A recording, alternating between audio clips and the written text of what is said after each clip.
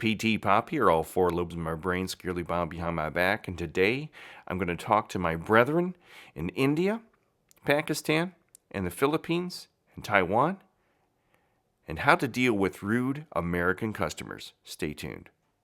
It's getting to be goddamn ridiculous. So, a vast majority of the people that watch my channel here, PT Pop, are call center employed in call centers in Indonesia, the Philippines, and in India.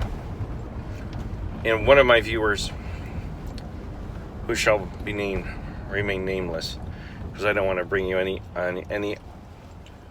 unneeded grief in your life, just in case you get some rabid Americans responding to this.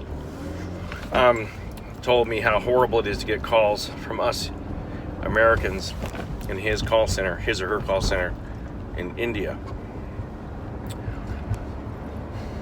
And he's right, because before I really was fully ensconced in the call center lifestyle, the call center world, I was one of those people to call into, I call into Apple about my Apple computer, and I always get some guy on the phone who's like, "Hello, my name is Bob. How can I help you today?" And I'd be like, "Get out of here. Your name's not Bob. Your name's Habib." "No, my name is Bob." And the conversation would go downhill from there. And I admit, I'm not proud of being like that. But you have to understand, here in America, we are a diseased people. Now, for those of you who are in a call center in India, the Philippines, or Indonesia, any of those locations, and you get one of us Yanks on the phone who's rude, you have to have an understanding of how we are raised in this country, okay? We were raised to believe, each and every one of us were raised to believe that we are all that matters. Americans are all that matter. We were raised on John Wayne. If you've ever seen, John Wayne's not really a figure in American entertainment anymore, but he's a big character in People That Wanted to Act way back when. He got his 6-shooter, he's gonna kill himself some Indians. I'm John Wayne, and I'm gonna saunter into a bar room and beat your ass with my fists. That's what I'm gonna do. I can't do a good John Wayne, but he talked like this.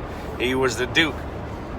We were raised on this belief that Americans were the best thing in the world. We are the good guys in the white hat, coming to save everyone else.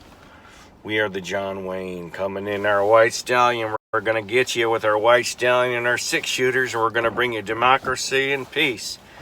Well, that ain't Whistling Dixie. I don't know what is. And a lot of people in our country have this sense of pride, and they identify with Hollywood. Most of us identify with characters we've seen in movies, and the majority of us don't realize that these people that we've seen in movies are just characters in a story, fictitious characters that aren't real. They don't realize that the men that are playing these characters are nothing like the men they're portraying in the movies. But we all think, we're like Clint Eastwood, we're John Wayne, we're Charles Bronson, we're Tom Cruise, and everybody in this country. And we're living in Hollywood in our minds. Everything in our minds is like everything in this reality around me. Everyone around me thinks they're in a Hollywood movie. Everyone thinks they're in a Hollywood movie. Everyone's playing a role in this city and in this country. And some people think they're Clint Eastwood. Some people think they're Tom Cruise. Some people think they're Nicolas Cage. Everybody's got a gun under the seat. They got their 9mm. They got their AR-15 or their SKS or their, they got their Smith & Wesson. Everybody's got their 600 horsepower Dodge Challenger, and they're going to show the world that they're somebody because they got a Dodge Challenger with 600 horsepower under the hood. People here live in a fantasy world, so you've got to kind of join the fantasy world with the Americans that call your line and pretend you're in the movie with them. So everybody in this country also thinks they're a comedian, myself included.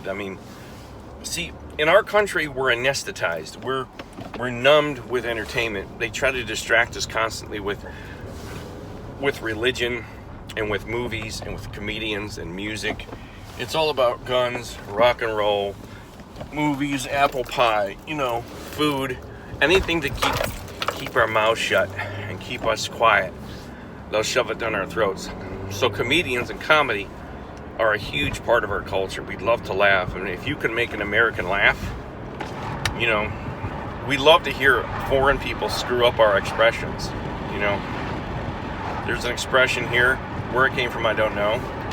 It's cold as a witch's tit, or cold as a witch's titty outside. Hey, Mr. Smith, I hear it's cold as a witch's belly button outside. He'd be like, what the hell is this guy saying? That's kind of funny the way he said that. But we all think we're comedians here, myself included. We've all got quick comebacks. We all think we're funny. We all think we should be on stage. We're all like Jerry Seinfeld. We all think we're Jerry Seinfeld here in this country. What's up with foreign call centers? What's up with people from India in a call center saying their name is Bob? I know their name's not Bob, it's really Abdul. But why they call themselves Bob? I don't get it. Everybody here thinks they're the funniest thing in the world. Everybody's cracking jokes. It's all humor. There's very few people in this country that are really serious. And if you're really serious, they think you're crazy. They think you should be locked up. See, I'm always quick with the comebacks. So you gotta be funny, you gotta be friendly, you gotta treat Americans like they're royalty. We're not royalty, but you gotta pretend. You gotta play the game of pretend. Play the game of make-believe with us Americans when we call in. Especially the guys from Texas. Because they were born, I'll tell you what, son. I was born in Texas. My mother had a 6-shooter right next to me on the bed in the delivery room.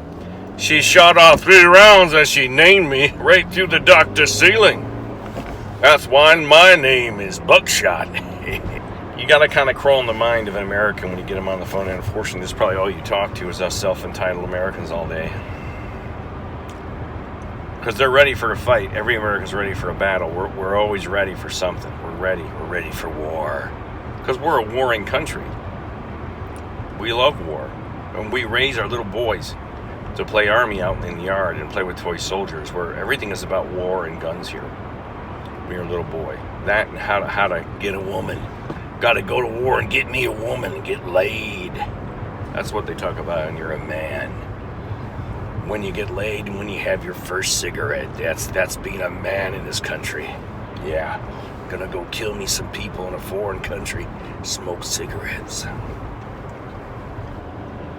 We all think we're somebody. We all think the ultimate goal is to be famous. We're all living in a movie in our head.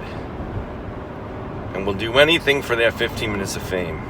And everybody in this country has been given the label of being entitled. We're all entitled in this country. We're entitled to good customer service, goddammit, because we're Americans and we made this world and we saved this world and we deserve better. And we assume and we're told, we're not just assuming this, but we are told that other countries aren't as good as ours, and we're told that other people in other countries aren't as smart as us. So when we get somebody on the phone that's from India or Pakistan or Vietnam or somewhere else, we're told that these people aren't too smart. They're not too sharp because they can't speak our language. And how dare you answer the phone with that accent, that funny accent of yours, mister? How dare you're not talking like John Wayne to all of us? And we all have this feeling and this idea that we're like superior to everybody else. So the minute we hear a foreign accent on the phone, we assume, number 1, you're an idiot. Number 2, you don't know what you're talking about. And number 3, you should be speaking our language without an accent. I'm not saying this is true. I'm not saying that's how it should be. I'm telling you that's how we're raised. That's how our belief system is, okay? So the minute we hear somebody say, hello, my name is Bob, we know it's bullshit. We don't trust you because you're using an American name with a foreign accent, and there's no way you're raised in India and your name is Bob. So we're immediately angry. We're immediately upset. Our self-entitled self kicks in. Our John Wayne, well, I'm going to show this guy from India a thing or two about how to talk to an American. Now, I'm going to tell you how to deal with us Americans on the phone here in just a minute. I got to go into into my entitled Drug Mart here and get myself some kickstart. I'll be back in a second. The thing that most American consumers don't know when they call in these call centers is that the people they're speaking to in India and Indonesia and Vietnam and the Philippines are just regular people like them, working to get by, working to raise the kids, to keep a roof over their families' heads. And they're just trying to make a living. They're not trying to be difficult. And the thing that the average consumer here in America does not understand, does not know, is that the American companies that they buy their products from outsource much of their work to other countries that have no labor laws to keep the cost down of the product they're selling to the American consumer. And that includes the call centers. All the call centers here are outsourced to like India and Pakistan, Indonesia, Vietnam, Philippines, things like that, because they're paying those employees like 25 cents on the dollar to do what would cost that company 10 times that much or more to employ an American employee. So it's basically slave labor in a foreign country where everything in our society is about buying things. It's all about, if you buy this, you'll be happy. If you buy this car, you'll be happy. If you have this computer, you'll be even happier. If you smoke these cigarettes, you'll be just thrilled with life. If you have these kind of shoes, if you have this kind of phone, if you have these kind of clothes, you'll be the happiest person in the world. So it's all about buy, consume, buy, consume, buy, consume constantly. It's on a constant basis. We're the greatest country. We have the best products. We have the best food. We have the best this, that, and the other. So the people you're speaking with from America, unfortunately, are programmed by government and by advertising companies and marketing agents, saying to them and telling these people that they're the best thing in the world and everyone else is an idiot. And so we automatically have this attitude that we should be treated best. We're always right. Everything should be the way we want it to be, regardless of whether it's correct. And if we scream loud enough, we should get our way. Because in our country, that's how we've gotten what we wanted. Our bombs are bigger, our planes are faster, our bullets kill more. So we've been raised on the John Wayne type of atmosphere. If you go get them and shoot them and punch them, they'll give in to you and they'll give you your land. And they'll give up their land, they'll give up their freedoms to be with an American. It's getting to be goddamn ridiculous. The best way to deal with an American caller, if you're in an inbound call center, is to basically kiss our asses. Yeah, there's the only way around it. You have to, if you're from India, say, hello, my name is, don't say Bob, whatever your name is. My name is Abdul. I'd be glad to help you today. How are you? How about those Kansas City Chiefs there, Bob? Kiss our asses, be friendly within the terms and the regulations of your call center. Oh, keep a map on your computer of cities around the United States where all your customers call from. If they're calling from Detroit, say, oh, Mr. Smith, I see it's -6 degrees in Detroit today. I bet that's cold as a brass monkey's balls,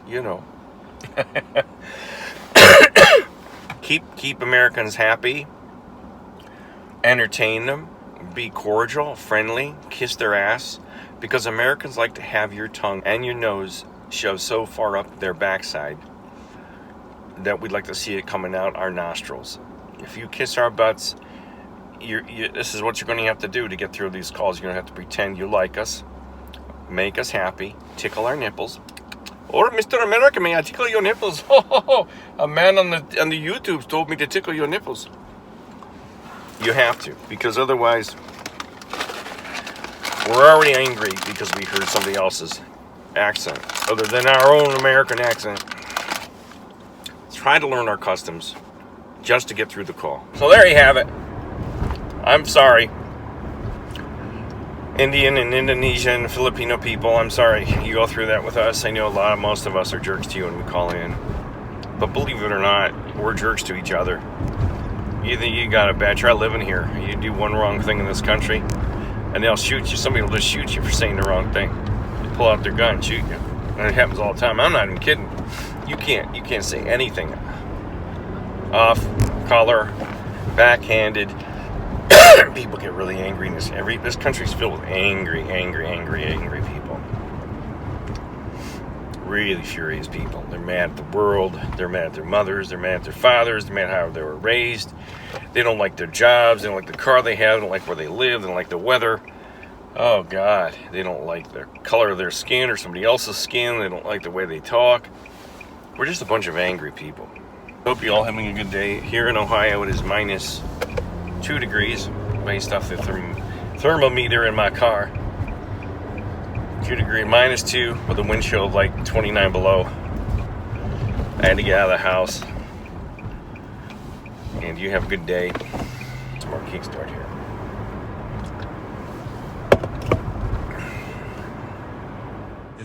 It's getting to be goddamn ridiculous.